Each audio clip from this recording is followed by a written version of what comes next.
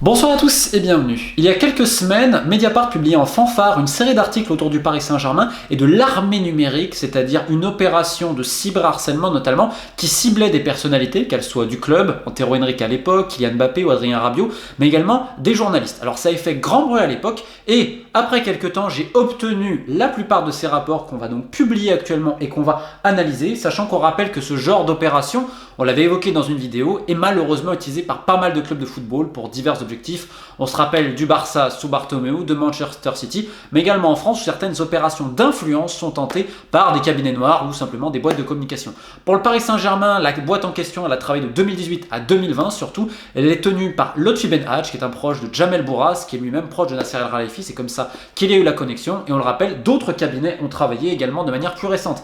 Alors, on le rappelle, ça date de 2018-2019. Les rapports que je vais vous montrer, la donne a pas mal changé, notamment sur les réseaux sociaux. Et donc, comme vous le voyez bien, donc ils expliquent, là, ils font un petit récapitulatif. Déjà, ce qui est assez drôle, comme vous pouvez le voir, en événement positif de la saison, ils notent le départ d'Antero Henrique. Alors, évidemment, ce serait quelque chose de positif. Et en effet, c'était la guerre en interne qu'il y avait entre Jean-Martial Rive, directeur de la communication, et Antero Henrique. Vous allez voir, c'est très important, puisque, en fait, l'argent qui a été mis par le Paris Saint-Germain pour cette société-là, on va remarquer qu'elle sert aussi beaucoup d'intérêt personnel. Donc, au début, c'est un panorama des réseaux sociaux. Donc, comme vous le voyez, c'est très simple. Au début, là, les comptes influents PSG. Alors, évidemment, on parle de 2018-2019. Donc, il y a quelques noms que vous allez peut-être voir. Ensuite, on a les comptes trolls. Donc, ils estimaient que Winamax était trop relayé. Également, Super Casar. Mais si je ne dis pas de bêtises, Super Casar, ensuite, a eu des contacts avec le club par l'intermédiaire d'autres personnes. Certains le pensaient anti-PSG, alors que non. Si je ne dis pas de bêtises, mais il me corrigera. Mais en tout cas, à l'époque, ils faisaient partie des comptes trolls. Et là, première, là, c'est assez étonnant, les comptes anti-PSG, c'est-à-dire des fans absolus du PSG, qui sont considérés comme anti-PSG, donc des ennemis du club qui ont été targetés. Donc vous avez un compte qui s'appelle Paris-Alger, Quitch Paul, JD Team Paris, et Eric Durand, qui à l'époque n'avait que 153 followers. Je rappelle que ces opérations sont faites uniquement sur Twitter. Donc, alors, l'explication est géniale. Ces derniers nuisent à la bonne réputation du club en livrant des infos réputées solides. Un compte Twitter de 153 abonnés qu'on va targeter. Donc là, en gros, tu as le club et cette boîte qui ciblent leurs propres supporters. Bon, pourquoi pas. Pourquoi ? Parce qu'aussi à l'époque, ils étaient considérés comme pro-Paris United. À l'époque, c'était la chasse à Paris United. Avant toute chose, c'était la chasse à Paris United qui avait sorti quelques bouquins. Et donc, il y avait aussi des boîtes qui avaient été employées par le club pour savoir qui parlait, etc. Depuis, évidemment, les relations ont bien changé à ce niveau-là, mais c'était très important. Donc ensuite, vous avez les journalistes qui parlent du PSG, etc.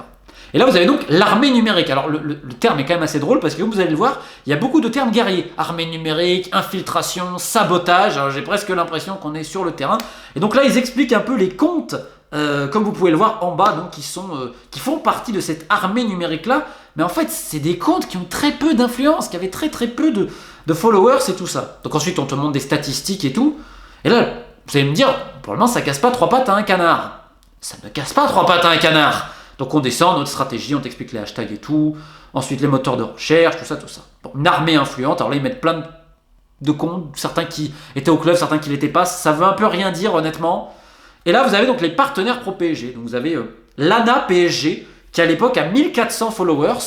Et donc qui viennent soutenir une stratégie d'influence. Mais c'est quand même exceptionnel. C'est décrit comme un compte d'investigation, d'infiltration et troll. Excusez-moi de rire, mais en fait je ne peux que rire parce que on a présenté ça comme l'armée numérique qui ciblait des gens, qui faisait un truc. T'as presque l'impression que c'était l'enquête du Sunday Times. Et oui, rappelez-vous ce week-end, avec une boîte Diligence qui, attention, menée par un ancien du MI6, là on plaisante pas, qui eux ont fait des véritables opérations de hacking avec des hackers indiens sur des personnalités dans le monde entier, des voix qui pouvaient être anti-Qatar notamment pour la Coupe du Monde. Un journaliste français de Mediapart, Dorian Philippin, a été ciblé, ce qui est absolument scandaleux. Plein de politiques et tout, des gens de la FIFA. Enfin, c'est une opération complètement dingue avec d'autres trucs. Là, de barbouzeries terribles qui se sont passées sur le sol français. La justice est au courant et un jour, messieurs, dames, va peut-être falloir se bouger quand même. Vous êtes au courant depuis plus d'un an quand même. Mais bon, évidemment, ça ne choque pas. Donc ça, c'est vraiment condamnable.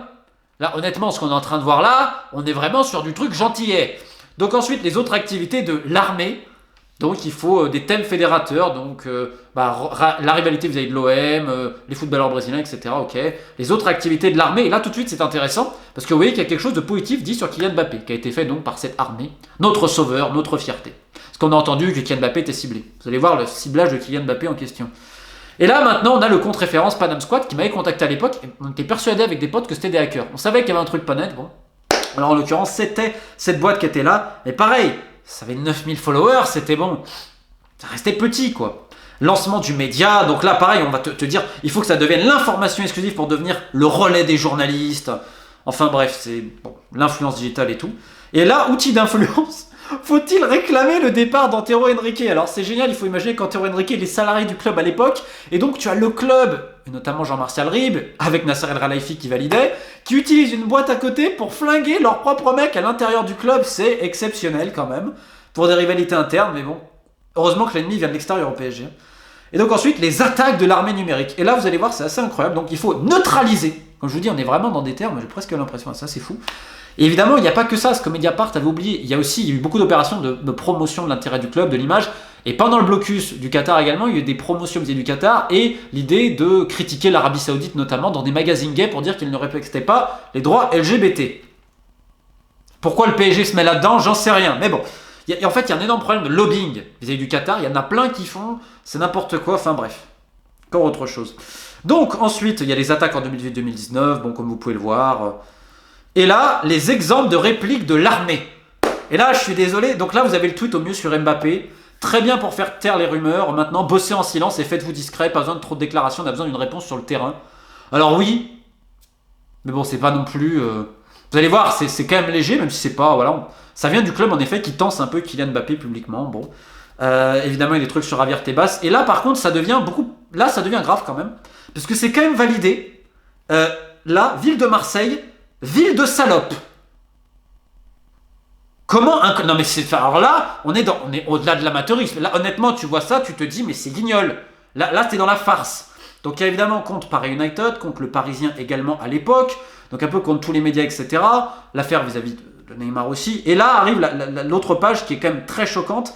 Ferme ta gueule, salope, et prends ton trait et partez loin du PSG, à propos de la mère d'Adrien Rabiot. Ferme ta gueule, salope. Validé par le club. Non mais... Enfin...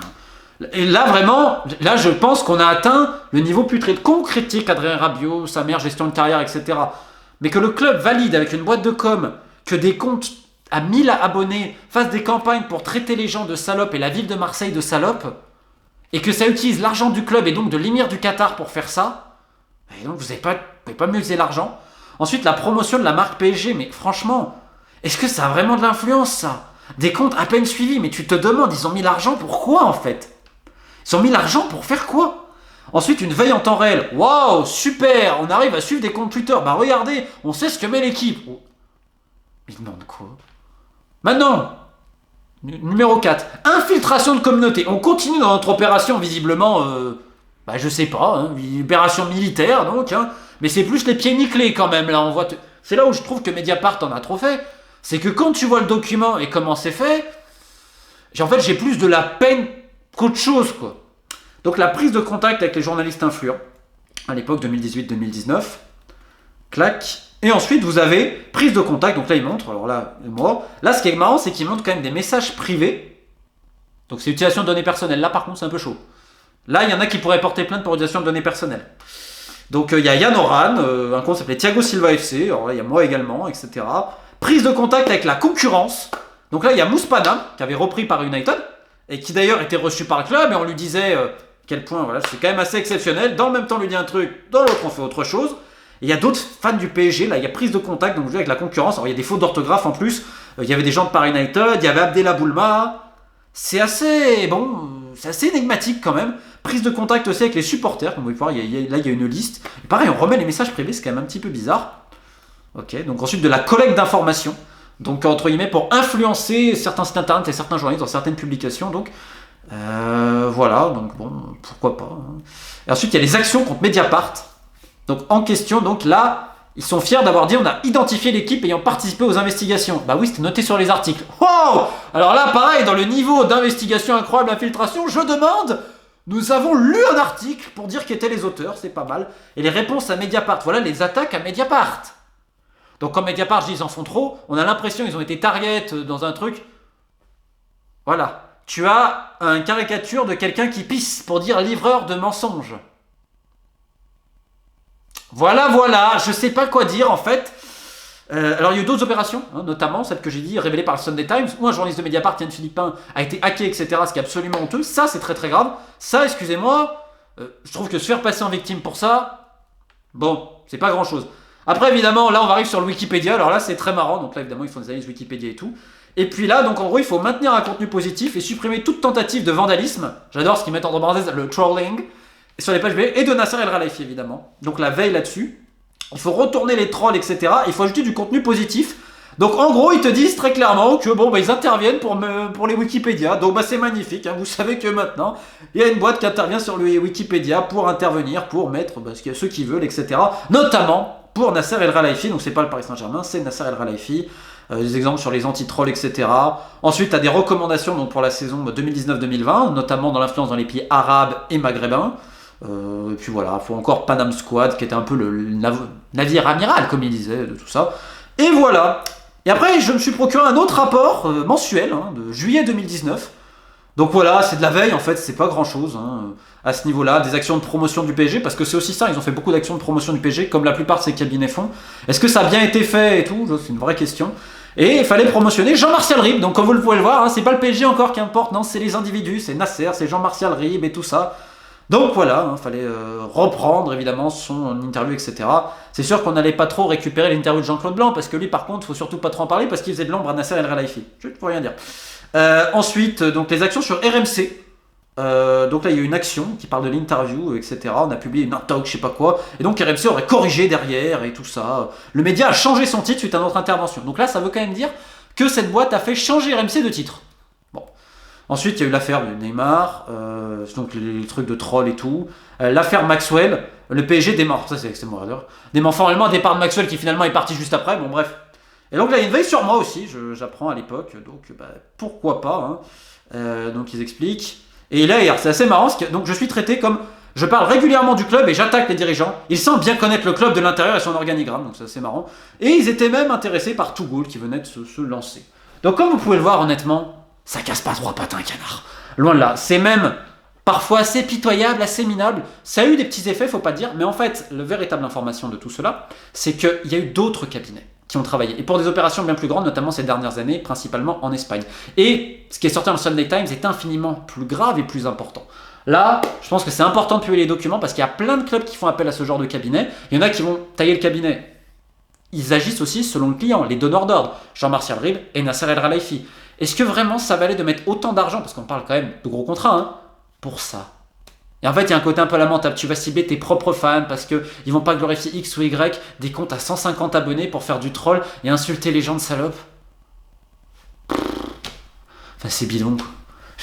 Honnêtement, aujourd'hui, je serais fan du PSG, je vois ça, je me dirais, mais nos dirigeants, ils pensent à quoi? Parce que le pire, c'est qu'ils pensaient que c'était des idées révolutionnaires. Est-ce que ça a vraiment changé quelque chose? Non. Le temps a évolué, maintenant il y a d'autres cabinets, il y a de plus en plus de moyens, mais surtout ça montre une chose, c'est que dans le milieu du foot, comme on peut le voir dans le rapport mensuel, on peut faire changer des titres, on peut faire changer plein de choses par des opérations d'influence qui sont en fait menées par un club pour cacher certaines choses à travers pas mal de boîtes. Et le PSG, c'est un exemple parmi tant d'autres. Bref, vive le foot, le vrai, post-fila, équipe de Faith.